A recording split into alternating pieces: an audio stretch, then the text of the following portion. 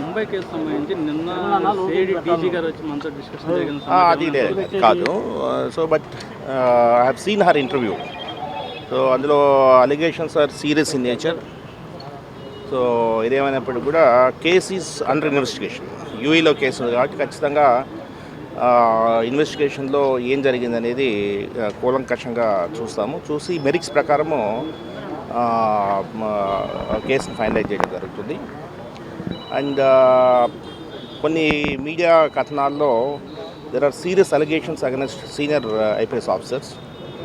So అది కూడా DG గారితో డిస్కస్ చేసి, ఎందుకంటే సీనియర్ ఐపీఎస్ ఆఫీసర్స్ మీద అలిగేషన్స్ ఉన్నాయి కాబట్టి డీజీ గారితో డిస్కస్ చేసి ఎలా ముందుకు పోవాలనేది ఆలోచిస్తాం. లేదండి, అంటే ఇంతవరకు కూడా మనకు నేను నిన్న కూడా చెప్పాను. సో రిటర్న్గా మనకు ఎటువంటి కంప్లైంట్ కానీ ఏం రాలేదు. ఏదేమైనప్పటికీ కూడా కేస్ అండర్ ఇన్వెస్టిగేషన్ ఉంది కాబట్టి ఆ కేసుని క్షుణ్ణంగా ఇన్వెస్టిగేట్ చేయమని చెప్పడం జరిగింది. సో రిగార్డింగ్ అలిగేషన్స్ చెప్పాను కదా, అలిగేషన్స్ సంబంధించి డీజీపీ సార్తో మాట్లాడి విల్ టేక్ ఏ కాల్. ఎందుకంటే ఐపీఎస్ ఆఫీసర్స్ అందరి మీద అలిగేషన్స్ ఉన్నాయి కాబట్టి so we need to discuss with DGP sir and then will take a call. నేను అదే చెప్తున్నాను కదండి, ఇన్వెస్టిగేషన్లో ఉన్న కేసు పూర్వాపరాలు ఏదైతే ఉన్నాయో దాని మీద కేసు కొంత నచ్చింది. ఇంకా అండర్ ఇన్వెస్టిగేషన్లో ఉంది.